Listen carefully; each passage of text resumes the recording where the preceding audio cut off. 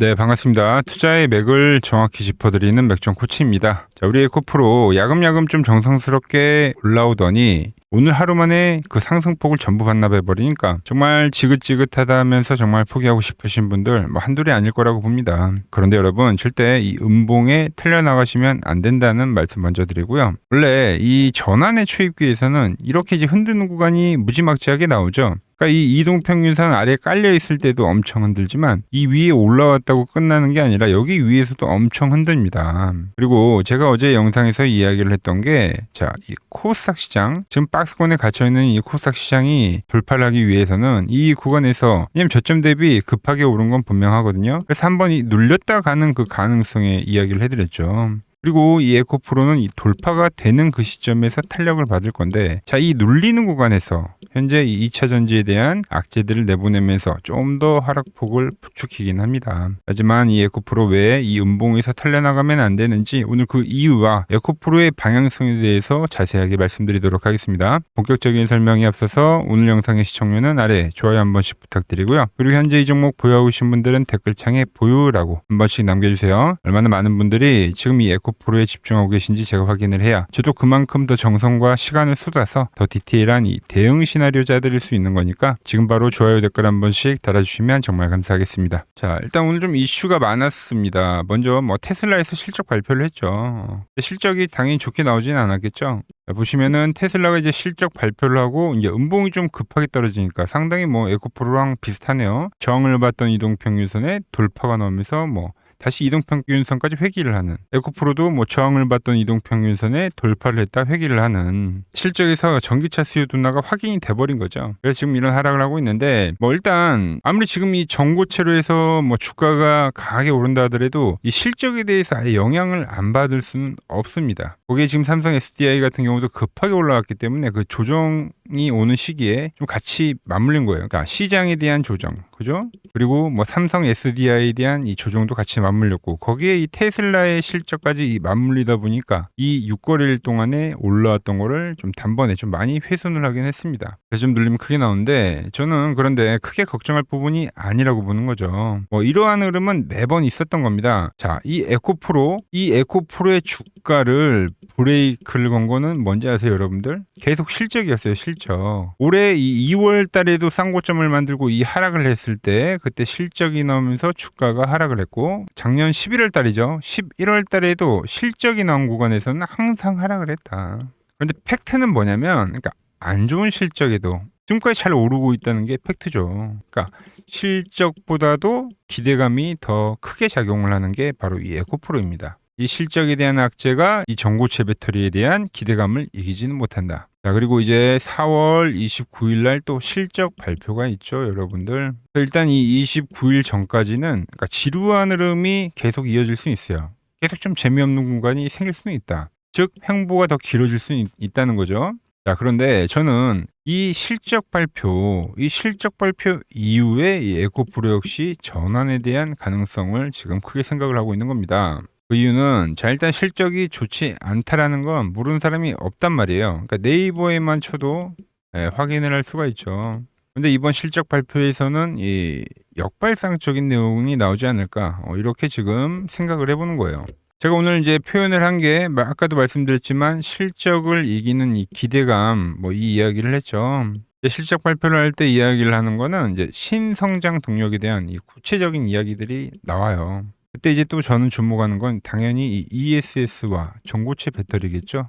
즉, 이 말은 이번 실적 발표에서도, 그러니까 전기차용 매출은 꺾였지만 이 ESS에 대한 비중이 늘었는지 이 부분이 좀 확인이 되면 오히려 그게 전환에 대한 트리거가 될 수가 있고, 그리고 이 전고체 같은 경우도 파일럿 라인의 수율이나 아니면 이 글로벌 로봇 제조사들과의 어떤 협력 여부에 대한 그 힌트가 조금만 더 구체적으로 나와줘도 그건 역시 트리거가 된다. 근데 저는 그게 나올 가능성이 매우 크다고 보고 있는 거죠. 이거는 우리가 이 2월 달에 실적 발표 때만 봐도 알 수가 있는데, 이 2월 달에도 실적 발표 이후에는 주가가 하락을 했지만 그 뒤에 엄청나게 강한 이 반등세를 한번 만들어줬습니다. 그때도 똑같이 이 IR에서 북미 ESS 시장에 대한 어떤 폭발적인 그 성장세를 숫자로 좀 증명을 해줬고요. 그리고 이 휴머노이드 로봇에 들어가는 초고밀도 양극재나, 그리고 말한 이 전고체 배터리 이 소재에 대한 이 구체적인 타임라인을 제시를 해줬다라는 거예요. 그러면서 주가가 엄청나게 강하게 급반등을 했습니다.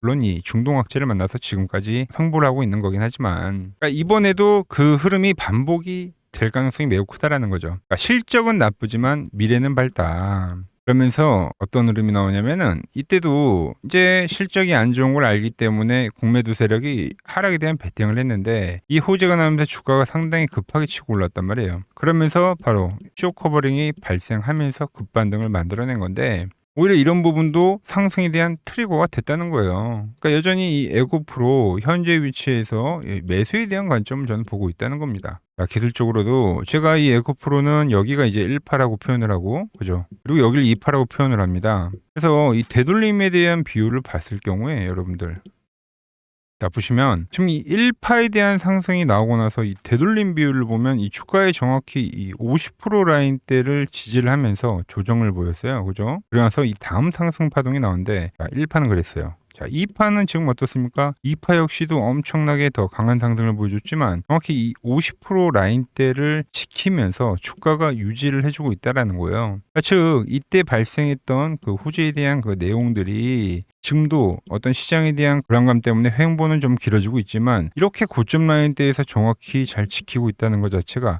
이 부분이 그대로 유지가 되고 있다라는 거죠. 이때 나왔던 ESS나 정보체 관련된 이슈가 좀만 더 구체적인 내용이나 숫자로 좀 더 증명이 되면 다시 한번 전환을 하는 그 트리거에 대한 역할을 해줄 수 있다는 거죠. 하나 더 말씀드리면, 제가 계속 말씀드리죠. 코스닥은 지금 박스인데 돌파를 위한 박스라고요. 우리가 박스권 거래에서는 하단 매수를 해요. 근데 이 박스권에서 결국 돌파를 만드는 그 마지막 파동에서의 시점은 이런 식으로 눌렸다 가는 겁니다, 여러분들. 지금 여기서 좀 더 눌릴 수 있어요. 눌리더라도 크게 문제가 되지 않는다. 파란 밴드에서 현재 급등을 해주고, 현재 다시 이 노란 밴드에 안착을 하면서 이렇게 지금 N자형의 파동을 그릴 건데, 이 구간, 지루한 구간에서 말한 대로 이 실적 발표에 대한 이야기가 나올 때 다시 한번 턴을 할 때 그때같이 이 에코프로도 턴을 해줄 거라고 보고 있는 겁니다. 자, 그래서 이 에코프로의 이 현재 눌림, 이 눌림 역시 전 좋은 기회라고 보고 있는 거죠. 여전히 견제 흐름을 보여주고 있다고 보는데, 자, 이 에코프로 아직 이 매수를 하고 싶은데 지금 어디서 매수를 해야 될지 모르겠다고 하시는 분도 계실 거고, 제가 계속적으로 추매에 대한 이야기까지도 말씀드렸는데 그때 이제 비중을 못 채워가지고 아쉬운 분들도 계실 거예요. 그래서 제가 이번에 다시 한번 좀 움직여 보려고 하는데, 제가 직접 매매하는 그 맥점 타점, 제가 언제 진입을 하고 언제 다시 나오는지 그 신호를 여러분들께 실시간 문자로 공유해 드릴 겁니다. 자, 문자를 받아보실 분들은 이 아래 번호 보이시죠? 010-6518-5019로 맥점이라고 두 글자 남겨주시면 제가 여러분 번호 다 저장을 해뒀다가 제가 매수를 하거나 매도를 할 때 여러분들에게도 똑같이 신호가 가게끔 설정을 해둘 겁니다. 제가 어떻게 매매를 하길래 그 고수들이 쟁쟁하던 이 키움증권 영웅전에서 9등까지 할 수 있었는지 그냥 여러분들이 제 포지션을 보기만 하셔도 되고, 왜 맥점 코치는 여기서는 매수를 이야기를 했을까? 그리고 왜 지금 다시 이 눌림목에서 계속 매수에 대한 이야기를 하고 있을까? 이런 부분만 참고하더라도 여러분이 하는 거래에 정말 도움이 될 거다라는 거죠. 원래 키움증권 이 명예회호 전당이 들어가면 이 상위 랭커들 매매 내역은 보통 하루나 이틀 뒤에 나오거든요. 그런데 제가 지금 이거를 실시간으로 보내드리겠다는 거죠. 도움 받아보실 분들은 이 아래 번호로 맥점이라고 두 글자 바로 남겨주시면 됩니다. 자, 그리고 지금 더 중요한 이야기를 한 가지 하자면은, 이제 오늘 뉴스가 하나 떴습니다.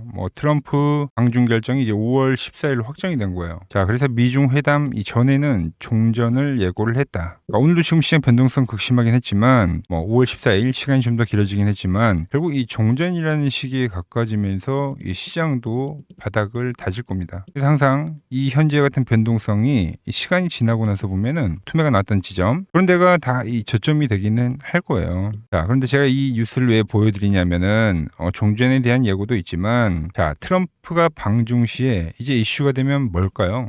대북주죠, 대북주.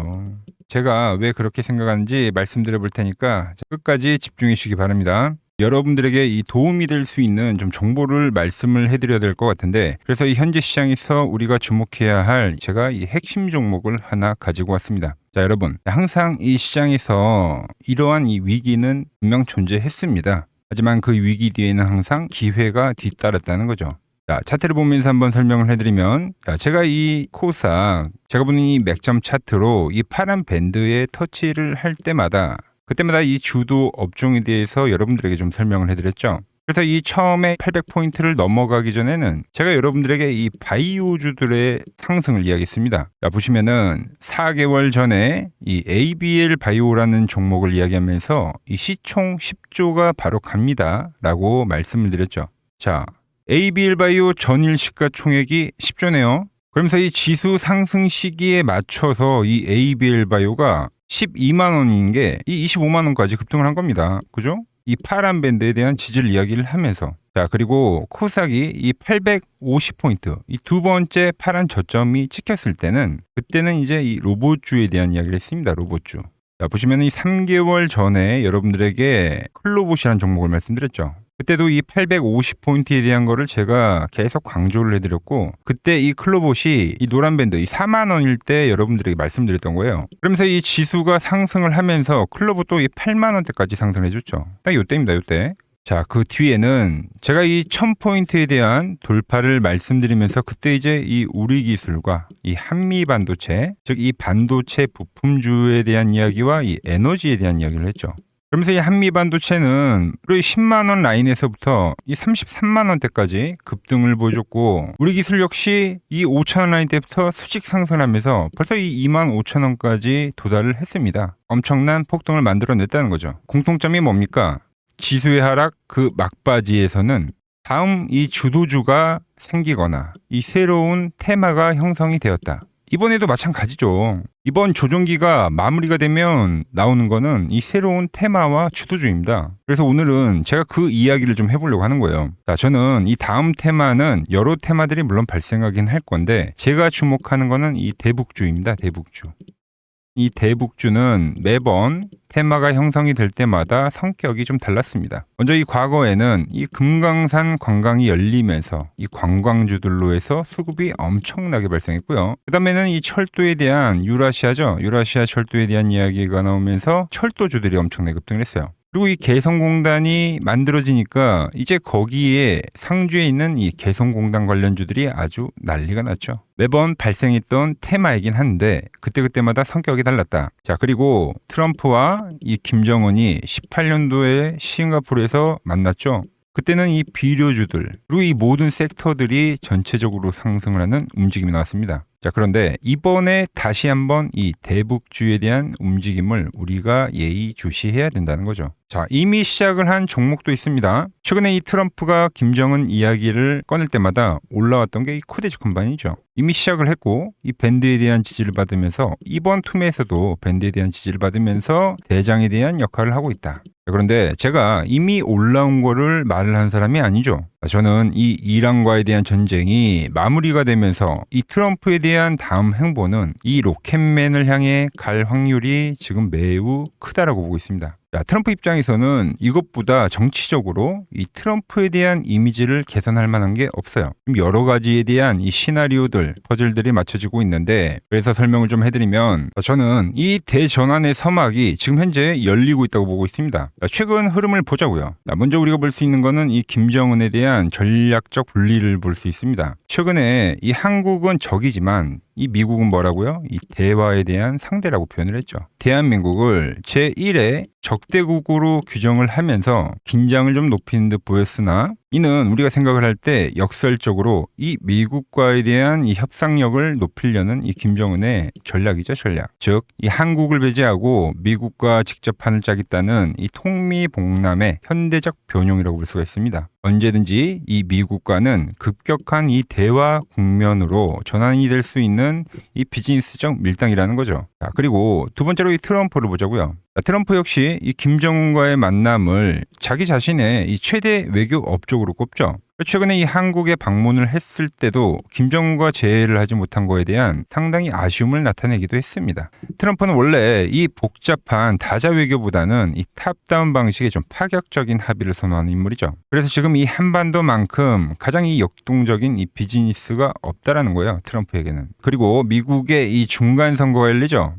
근데 이 트럼프에 대한 이미지가 상당히 좋지 않습니다. 이 이란과의 전쟁 때문에. 이 이미지를 쇄신하려고 하면 이 트럼프의 최대 업적이자 트럼프만이 할 수 있는 것을 결국은 실행할 거다라는 거죠. 뭐죠? 이 로켓맨과의 대화. 이것만 한 게 없다는 겁니다. 우리 정부 역시 이 대북 관계의 갈등 해소는 상당히 오랜 기간 동안 이야기를 해온 겁니다. 현재 이 정부가 강력하게 추진하고 있는 게 뭡니까? 이 기업 밸류업이죠. 그리고 이 MSCI 선진국 지수의 편입이라는 이 목표를 달성하기 위해서라도 이 대북과에 대한 이 리스크에 대한 관리는 무척이나 중요합니다. 자, 사실상 이 국내 증시가 이 저평가, 즉 이 코리아 디스카운트의 가장 근본적인 원인이 뭡니까? 바로 이 북한과의 지정학적 리스크죠. 이게 해결이 돼야지만 이 증시 전체가 리밸류에이션이 일어나기 때문에 여야 막론하고 이 대북과의 관계를 해결해야 되는 숙제와 같은 거다라는 거죠. 그리고 과거 이 짐 로저스라는 세계적인 투자 건물이죠. 짐 로저스가 강조를 했던 게 뭡니까? 자기의 이 전 재산을 걸 가치가 있는 이 마지막 기회라는 단어를 쓰면서 이 북한에 대한 이야기를 했죠. 그때 이 짐 로저스가 강조를 했던 거는 우리나라와의 이 통일론이 아닙니다. 이 개방에 대한 파급력에 집중을 한 거죠. 자, 생각을 해보세요. 가장 이 폐쇄적인 국가가 북한인데 이 북한이 열릴 때 발생하는 이 에너지에 대한 그 총량, 그거를 이 짐 로저스가 이야기를 했던 겁니다. 자, 현재 대북주는 이 단순한 이 정치적 테마를 넘어서 지금 이 글로벌 리더들에 대한 이 의지, 그리고 이 물류혁명에 대한 혁명, 특히 이 자본에 대한 논리가 맞물리는 상당히 변곡점에 와 있다. 자, 주식이란 건 그렇습니다. 언제 가장 파급력이 있습니까? 없던 게 발생하면 그 파급력이 상당히 강력하죠. 가장 어두울 때 해 뜨기 직전이라는 말처럼 현재 이 냉기류들 있죠. 이걸 역설적으로 생각을 하면 이 개방에 대한 그 파도가 밀려오기 전에 이 썰물일 수가 있다는 이야기입니다.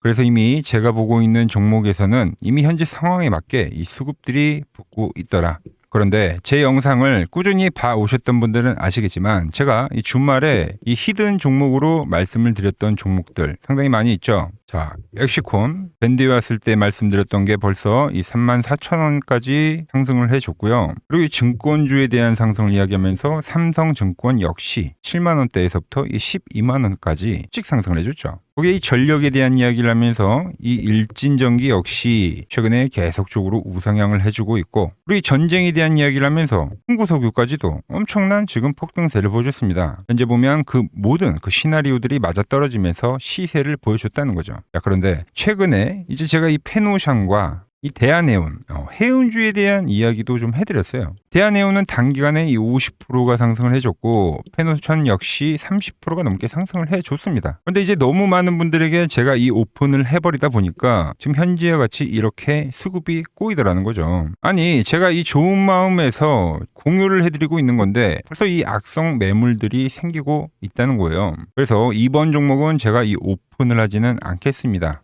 이 대북주라는 힌트는 제가 드리겠지만 조용히 먹겠다는 거죠. 자, 단 저에게 문자를 보내주신 분들에게는 제가 이 부분을 오픈해드리도록 할 겁니다. 저도 이 시나리오를 정말 이 오랜 시간 추적 관찰해온 만큼 정말 이 잘 따라오실 수 있는 분들에게만 드리는 게 맞다는 거죠. 그래서 제가 이 준비해놓은 대북주 관련된 이 자료, 그리고 시나리오, 그리고 이 종목을 받아보실 분들은 이 아래 번호로 이렇게 맥점이라고 두 글자 남겨주시면은 제가 보는 이 핵심 종목, 우리가 어느 구간에서 이 매집을 해가야 되는지, 그리고 어느 구간까지 우리가 끌고 가야 되는지 이 시나리오까지 아주 자세하게 말씀드리도록 하겠습니다. 아시겠죠?